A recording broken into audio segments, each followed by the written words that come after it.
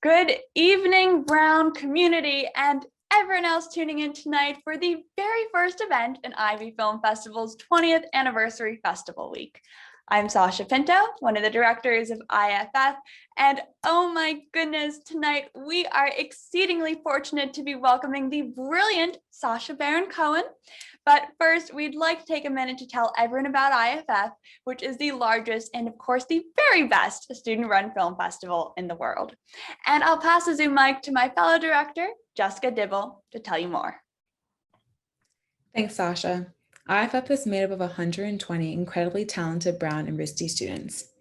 In addition to honoring the creative work of students during our Film Festival week, the Ivy Film Festival provides the rare forum for interaction between students and top professionals in the industry. Our virtual festival this week has speakers including Mindy Kaling, Randall Poster, Tina Chen, Amber Tamblyn, Isabel Sandoval, and many more. Of course, the student films are the highlight of our beloved festival week, which Claire Zhang will tell you more about. Thanks, Jess.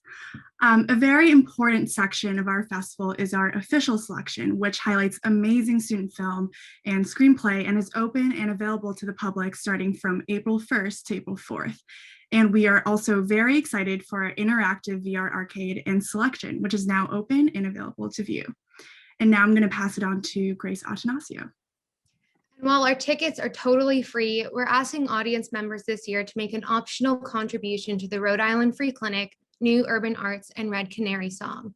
Make sure to follow us on Instagram for exciting updates about our upcoming events and check out our festival website, which you can find in the chat box for all things IFF 2021. And now we are more than honored to turn over the Zoom stage to your two moderators for the night, IFF coordinators and students here at Brown University, sophomore Georgia and senior Emma. Hey everyone, thank you so much for joining us tonight. I'm Emma, one of the IFF coordinators. And I'm Georgia, I'm also a coordinator here at IFF. As I'm sure you're all aware, our guest today is the incredible Sacha Baron Cohen, Academy Award nominated actor, screenwriter, comedian, and producer.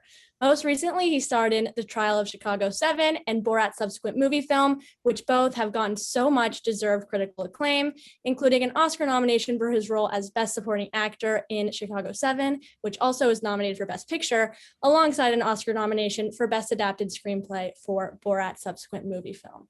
Thank you so much for joining us today, Sacha. You want to turn on your camera? Yes, thank you for having me on. Of course, we're so lucky to have you here. So we'd love to start off with discussing your distinct style of comedy, which involves, of course, the creation of and portrayal of fictional satirical characters in a way that has hugely hit home for viewers and has been so influential for both the film and comedy worlds. I did a little research. I know you were a part of drama and theater groups at Cambridge, where you studied history. You once worked as a host on a kids show. And when we were preparing for this interview, Emma also told me that you went to clown school, which I just thought was so amazing. So given this pretty interesting trajectory, I'm wondering what most influenced your comedic style and what forces might have inspired you to create this cast of characters that you're so well known for? Well, that's an interesting question. I mean, firstly, thank you for having me on, and hello to everybody Brown who's tuned in. I know this has been an incredibly hard year for you all, and you should be having fun in person and being students. So looks like hopefully things are going to improve this year. So to the future. So for me, you know, the idea of being a comedian and being able to survive financially on it or be an actor was kind of crazy for me. I was born and brought up in Northwest London, and I didn't know anyone who was an actor. I didn't know anyone who was a comedian. There was no one really from England at that time who was going to Hollywood and making TV shows or movies. So, but I just knew that I loved making people laugh. And it was a bit embarrassing telling my friends that I wanted to be a comedian or I wanted to be an actor. It was a bit like telling your friends that you want to be a model. You know, I would be basically saying, oh yeah, I think I'm really funny. But the reason I went to Cambridge actually was because there was a really famous theatre club there, a comedy club called the Cambridge Footlights. And for those of you who've heard of them, there were some brilliant comedians and comedy groups that came out of there, particularly Monty Python. They were my heroes, and if you guys don't know about them, you've got to check them out. It was the beginning of well, not the beginning, they were a surrealistic, but brilliantly clever and hilariously funny, outrageous comedy group that made a bunch of movies. And they also had some other brilliant comedians came out there, like Peter Cook and Dudley Moore, and it was the place. So I went to that university for the sole purpose of joining this comedy group. And get there, and it was auditioned, and they rejected me. And I kept on auditioning 3 times a year for the 3 years I was in Cambridge, always got rejected. And as a result of that, I basically auditioned for some of the straight dramas, and I'd never acted before, and managed to, somebody gave me a role, and pretty soon after realized that I could not act and fired me from this play. At which point the rest of my cast really liked me, and they said, "You fire Sacha, we all leave." And so I went ahead and performed this. It was a Chekhov play, and got away with it. And so basically fell into being a sort of straight actor there. But yes, so the thing that made me want to do it, I think, was seeing Monty Python. There was a movie called Life of Brian, which was like an outrageous movie, particularly because I was 8 years old when I saw it. I snuck into the cinema. My elder brothers brought me in, and it was wild. It was banned in many cinemas in England because it was seen as blasphemous, but it was so funny, and I loved the feeling, and that really compelled me to dream to become a comedian.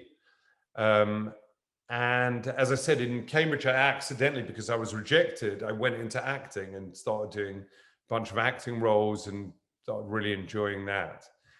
And then, yeah, that's a long answer, isn't it? Basically giving you my life story. Unwarranted. No, that's perfect. Thank you. It's really fascinating to hear what compelled you originally to become a comedian and develop the style that we've been lucky enough to witness in so many different forms throughout the years.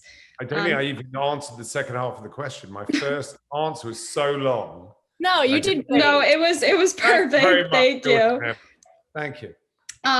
But continuing on with Borat's subsequent movie film, you have stated in the past that your intention was to help save democracy with the film, and many would argue that it did play a role. Have you always approached your work as a comedian and an actor with those kinds of intentions, or has that sort of changed over time? Oh, well, I don't know. Yeah, I mean, listen, I never thought I could save democracy, but I didn't want to be a bystander, right? I was... when I was at Cambridge, I studied history, and you become very aware after a while that a lot of the atrocities that have happened throughout history happen because people or politicians are bystanders. They just let it happen. I mean, and even look at Syria and, the mass, mass deaths there was because basically the world of bystanders. No one was really doing anything. You look at Burma, the stuff there. So yeah, with Borat, I just didn't want to be a bystander. And I thought,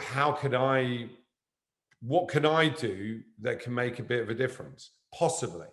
And what I thought I could do, and I was really, really worried about if Trump got in for a second term, I could see him undermining all the democratic institutions in America. And I thought, okay, what's going to happen here? I'd read this book by 2 Harvard professors called How Democracies Die.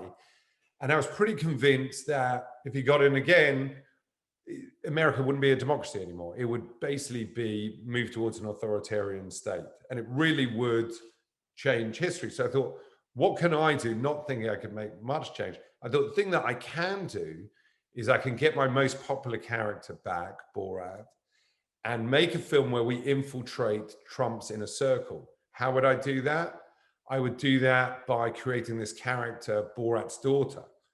And I knew that if we made her look a certain way, if we cast somebody who was brilliant, we managed to find this incredible young woman, Maria Bakalova, who just come out of university, drama school, that possibly we could get her to infiltrate Trump's inner circle, which is what we ended up doing.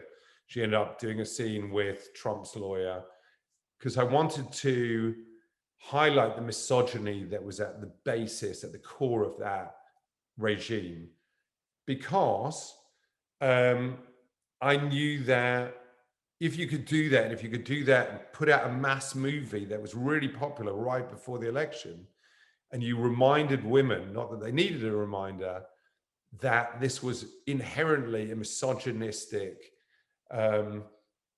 regime, apart from everything else that was morally wrong with it, that it might compel some young women to go out and vote.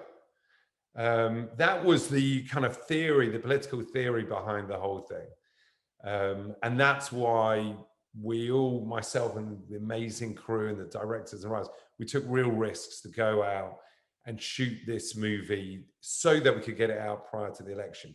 Now, in terms of the rest of my career, you know, sometimes I've just done stuff to be funny. There's some movies that I've done where I'm just trying to be funny. And even in this Borat, there's scenes that are just there to be funny.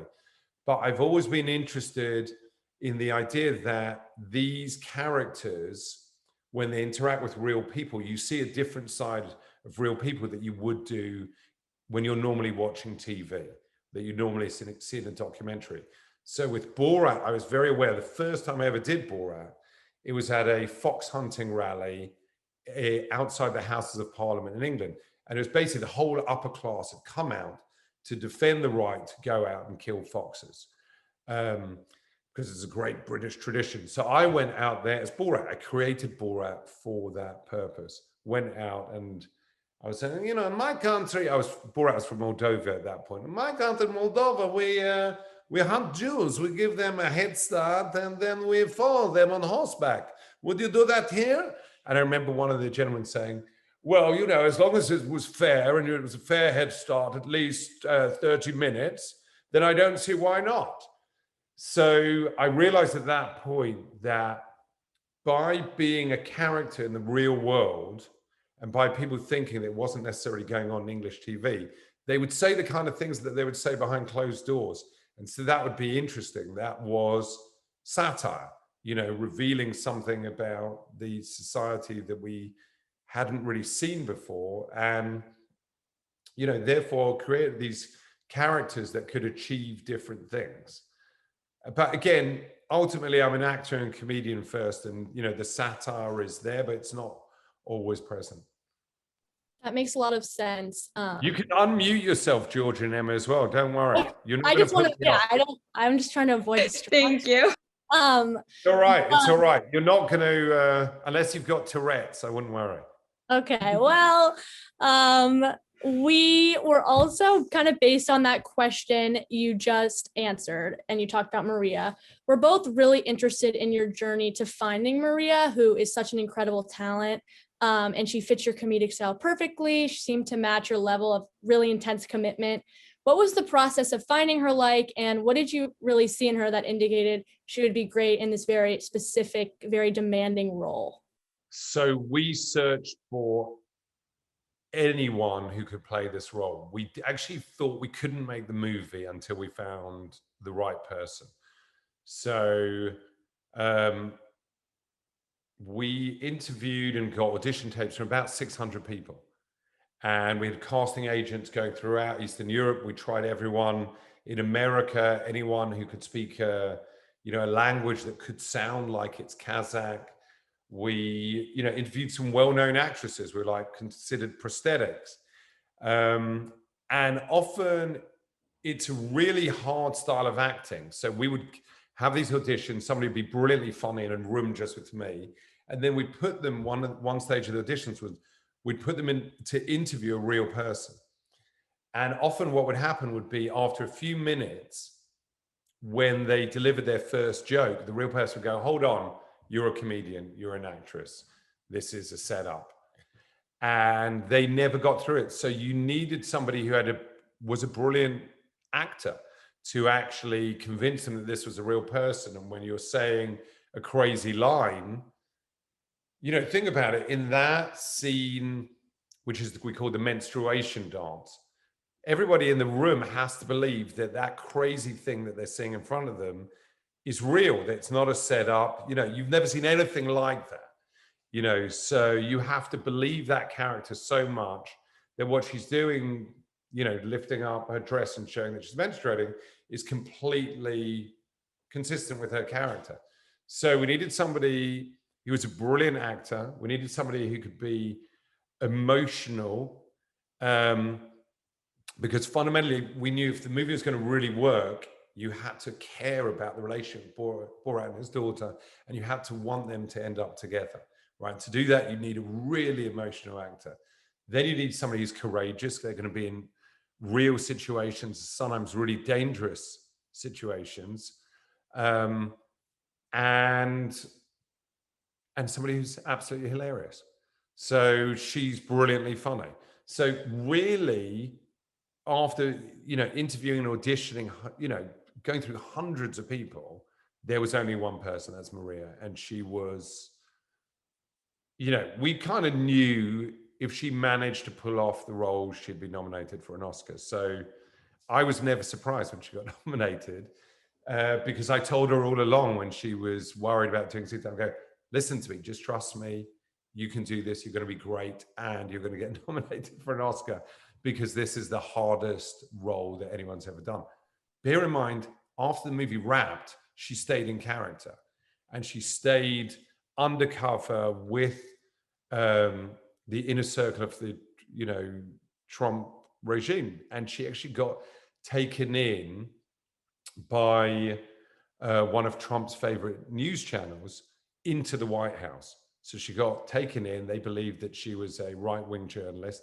She got into the White House at the same time as Trump was there, and was literally about to go into a press conference when I think it was one of the journalists from CNN banned her from coming in, because he said, wait a minute, she's got no credentials. She hasn't been approved. So yeah, I mean, she's incredible one-off, and I'm just so happy for her. I mean, think about her story for you as students, right? 2 years ago, she just left drama school. And she did her first audition on the final night of drama school. She'd never been out of Bulgaria. She now is, you know, getting dressed by the designers in the world, heading to Hollywood for the Oscars. And she's had this crazy experience, you know, coming to America, living during COVID, and it all ending up in a wonderful way. So her story in itself is an interesting documentary. Thank you. It's awesome to be able to hear how that collaboration came together. I think it's something that really stood out to us and a lot of the audience members when we were watching the film. And we saw too in the father-daughter relationship in Borat's subsequent movie film, how you managed to depict outrageous figures like Borat, who are so ridiculous in certain ways, but also very emotionally compelling in how they display their vulnerability. In your comedic work, how do you find and maintain that kind of kernel of humanity that keeps the viewer emotionally invested in addition to laughing kind of along the way? And do you find that too, that maybe potentially strengthens the satire of your work and your ability to point out prejudice? So, you know, the difference between a sketch, a 3-minute thing on a show, and a movie is a movie you have to care about what's going to happen to the characters. And if you can love the characters, then you can really have something that's really interesting. And Borat, you love him, right? And that's despite everything about him. He's a misogynist. He's an anti-Semite. He's a racist. He's completely anti-democracy. You know, everything wrong, every bad belief he has. So he would be a despicable character. And the way round it is to actually play him in a naive way and play him as a guy full of love. So he's not actually, so the audience subconsciously are saying, oh, he's actually a good guy, he's just naive, right? And I really like this guy, he's full of love, even though he's saying the most despicable things. So a lot of it is performance, you know, how do you create a lovable villain? And then you want to engage the audience, you've got to, you know, have some emotional changes, and you've got to, you're right, you've got to have humanity so that the audience can connect with you. And it's interesting, actually, the audience in these kind of movies with real people often connect with the real person, right? So they are, you know, when you're watching a movie, you empathize and you connect with one of the characters. And often that character with Ali G, for example, one of the old characters I did, it's the real person, it's the academic in the room, and Ali G is this crazy character. But so I think, yeah, something like this movie, Borat, we wanted it to be a satire, we wanted it to be affect political change, we wanted it to get people to go out and vote. How do you do that? You've got to have a story that, and characters that people really care about. You've got to have them really want Borat and Tutar to end up together at the end. You've got to have, you want Borat to realize that he loves his daughter, right? So, and that's in the performance, that's in the writing. You know, we wanted to show that Borat is unaware that deep down he's a dad, that he loves his daughter, right? So one of the movies we watched was Brokeback Mountain, where, you know, Borat's latent feelings are latent paternalism. And it's, you know, he's unaware, you know, the audience know it, right? The audience know why he's giving her a cupcake and why he's dancing with her. They subconsciously know, oh, he loves her. That's really interesting. That's what pulls them through the movie. He's got no idea. Oh, I think I've got a coffee. Thank you very much. Oh, and then, so, you know, so Brokeback Mountain was like a really interesting thing of somebody who doesn't realize they're gay. Borat doesn't realize that he loves his daughter, and the pleasure and the tension for the audience is, when is he going to realize that he bloody loves his daughter? And when is he going to turn, when is he going to give up this crazy misogynistic outlook and, you know, upbringing of his and worldview, and give it up and become a feminist? And that transition is really interesting. So the emotionality and the empathy and the, you know, the humanity is what pulls you through the entire movie and stops it being just a series of sketches. I'm going to sip coffee during this next question. I think that's a really fantastic explanation. And it's really Thank you very much. Was it too long? I've been told. No, it was perfect. No, not at all. It's been great. For our next question, I want to talk a little bit about the trial of the Chicago 7. We're big fans here. We had an event with Jeremy Strong and Erran Sorkin earlier this year to talk about the film. Jeremy's amazing. Erran's a genius.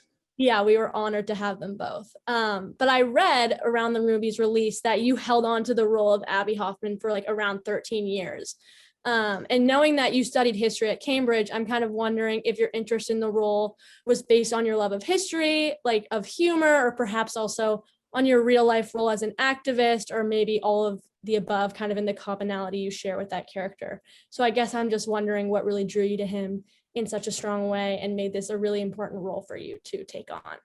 So I think this is interesting for you guys, because the decisions and the things you care about now might affect the rest of your life and in ways you don't know. So when I was in 1992, I was 21 years old, and I did my undergraduate thesis at Cambridge about Jewish left-wing radical students who went down in the early 60s to the South to fight against systemic racism.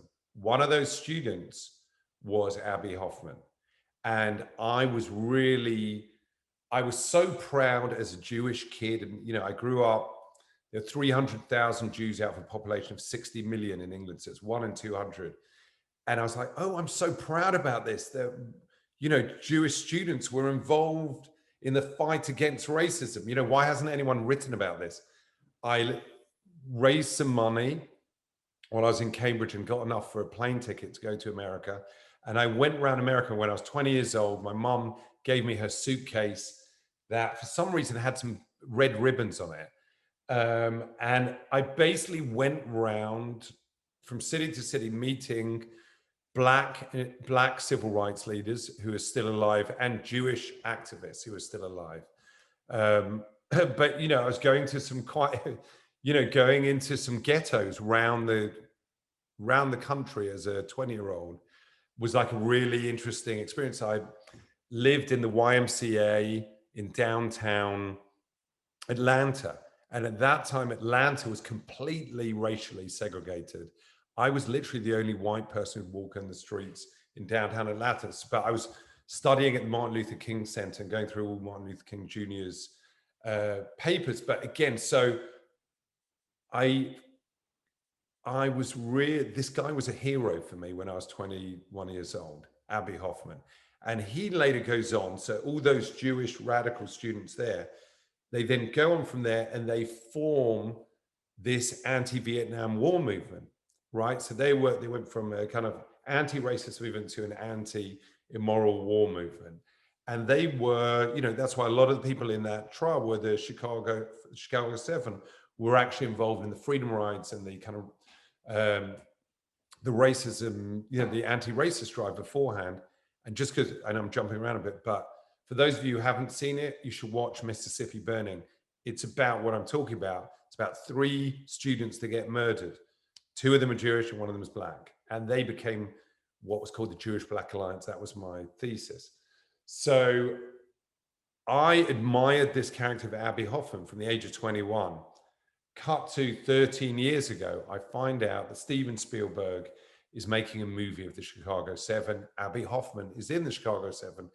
I just done Borat, and cheekily, I called him up. I go, Mr. Spielberg, hi, my name is Sacha Baron Cohen. I just did this movie Borat.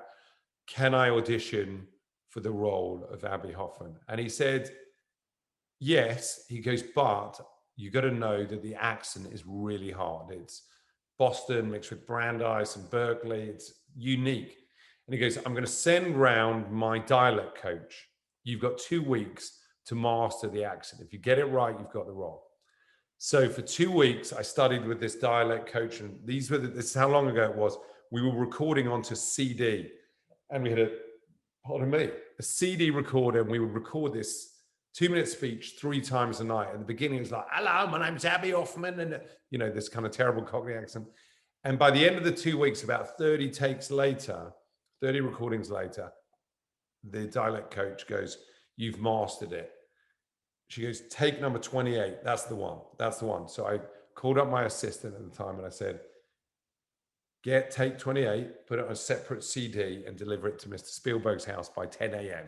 I meet up with Steven the next day at his late mother's kosher restaurant called Milk and Honey on Pico Boulevard. I remember it very clearly. I sit down with him.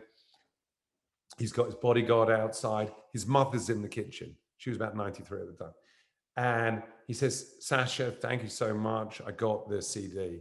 He goes, I've got to be honest. I listened to it and the first 10 takes are not very good at all. My assistant had given the wrong CD. Wow. And he goes, but by take 27, 28, you've mastered the accent. So he goes, you've got the role. So that was 13 years ago. Heath Ledger was in it. Philip Seymour Hoffman were in it. They both passed away.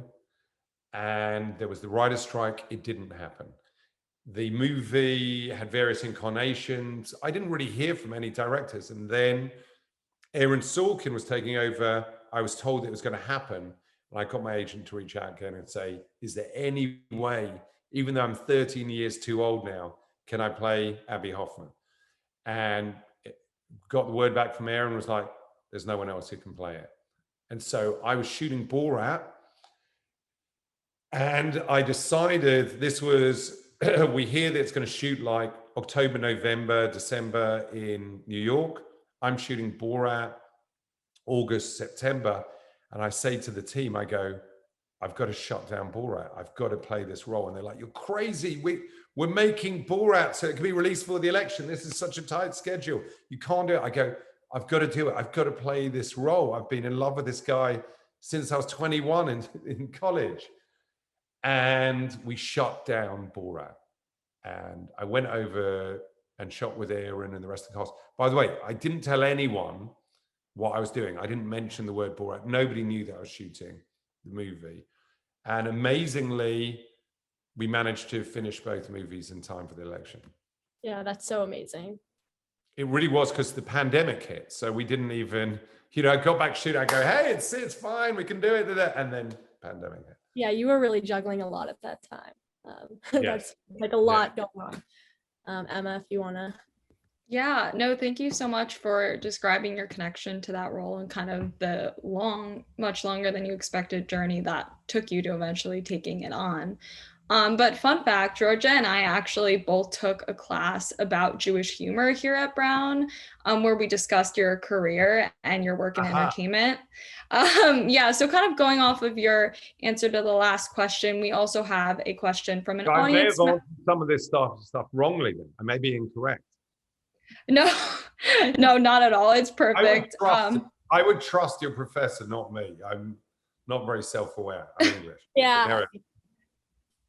No, it's perfect. But yeah, so we took that class, and we actually talked about you, like I said, but we had an audience member question that kind of built off of what you were just saying about kind of your identity. Hannah G, Brown class of 22, was wondering, she said, I absolutely adore your work and find that your engagement with anti-Semitism and Judaism in a simultaneously funny yet nuanced way is the most successful attempt to deal with the subject that I've seen in mass media. So how do you find that your Jewishness and relationship to Judaism influenced your work?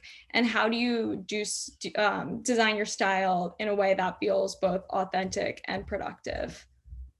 Oh, that's a very interesting question that I've never been asked before. Okay, so I'm going to give an answer, which is the same answer, because I asked the same question. I'm going to bring it back to the thesis. I asked the same question, which was, why was Abbie Hoffman and all his cohorts, why were they going down south to fight against racism, right?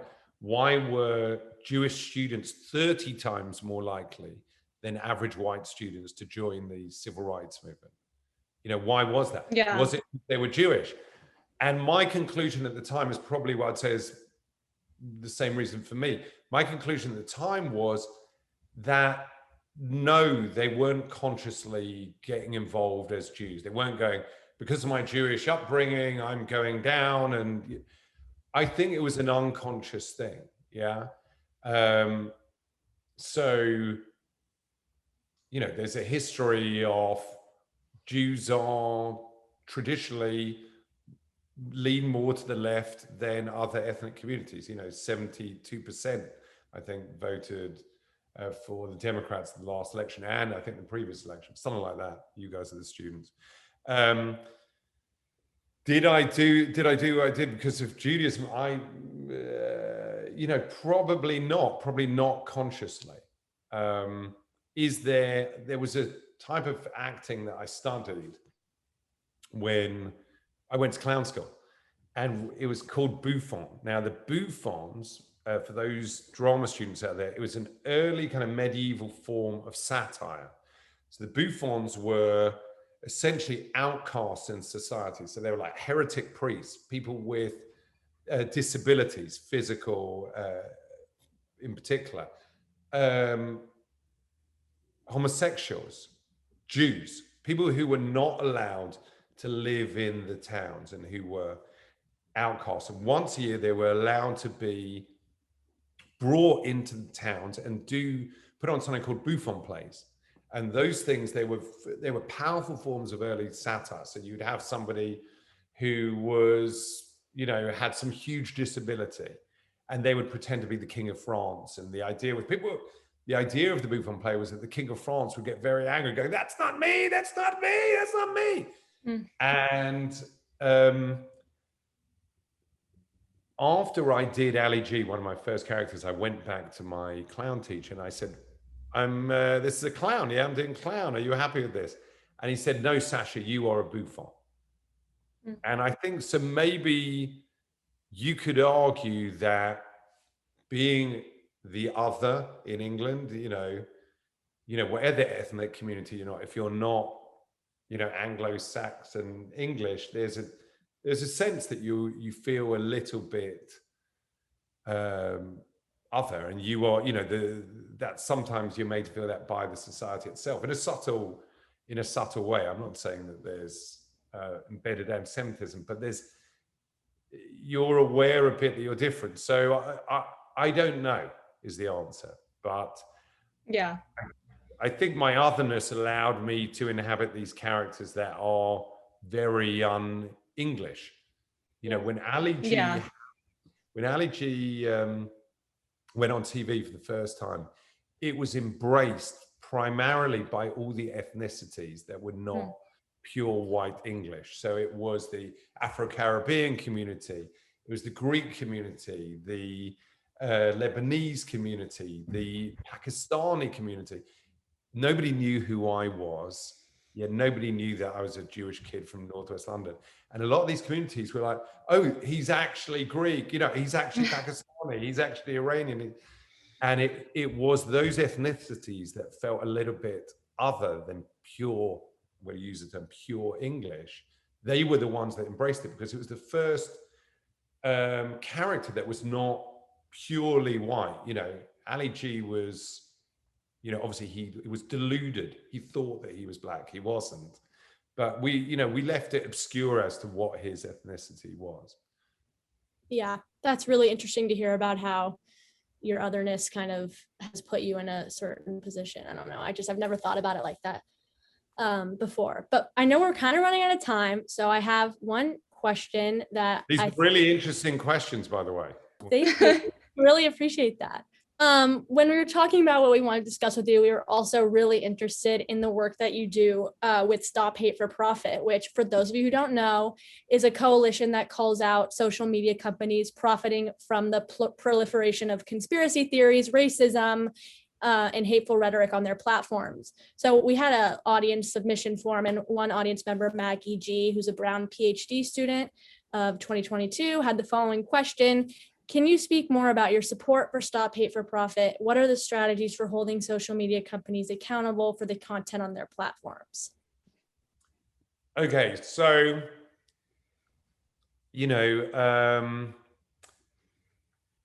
it's interesting, like I had never spoken as myself, right? I would never, ever do an interview like this a year and a half ago. I'd always kept in the background, always just done interviews in character or none at all.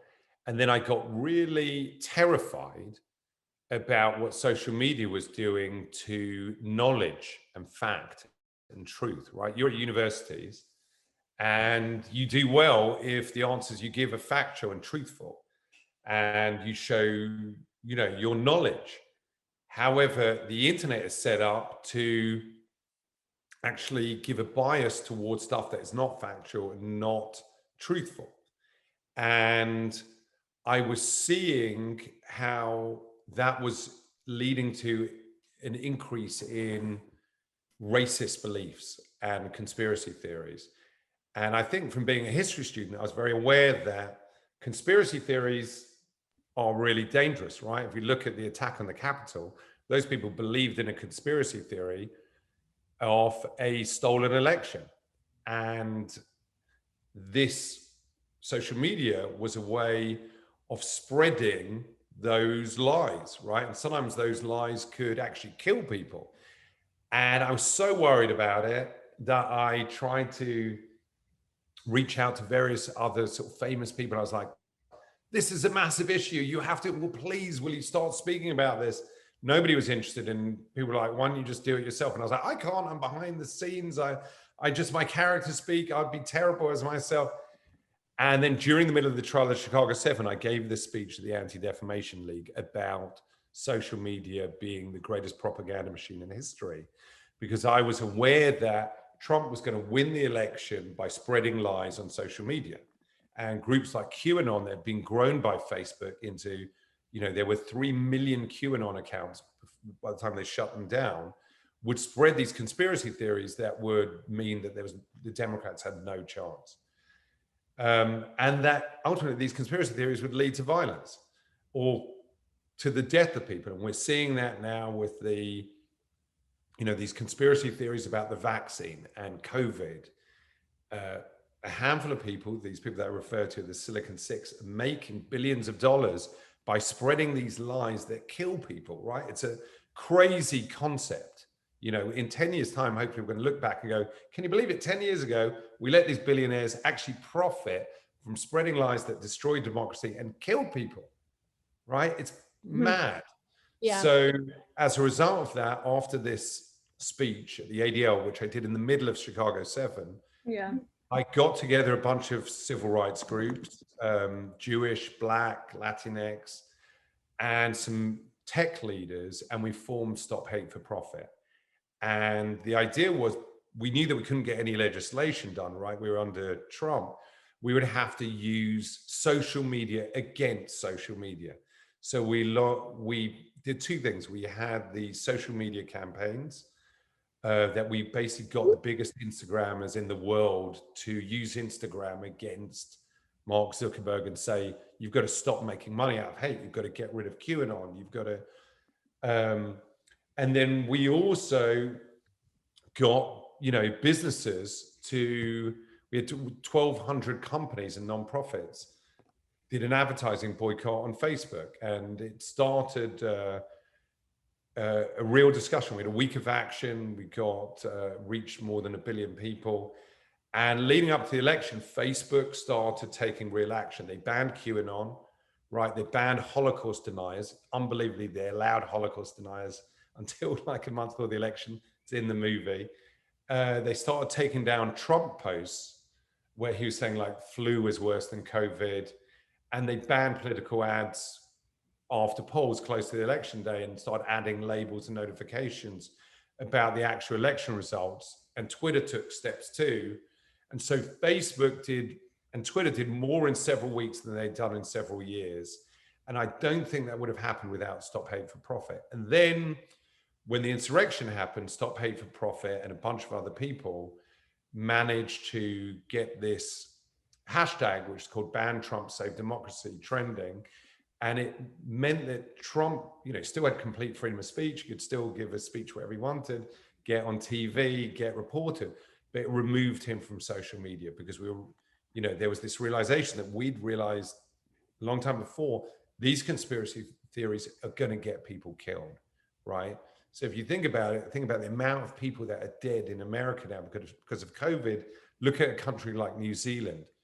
The difference is conspiracy theories about COVID were spread by Trump and by, various anti-vaxxers on social media. YouTube, we're spreading this video about it being a pandemic, a planned epidemic, where Bill Gates, the guy who's warned about this, was making money by putting microchips into people.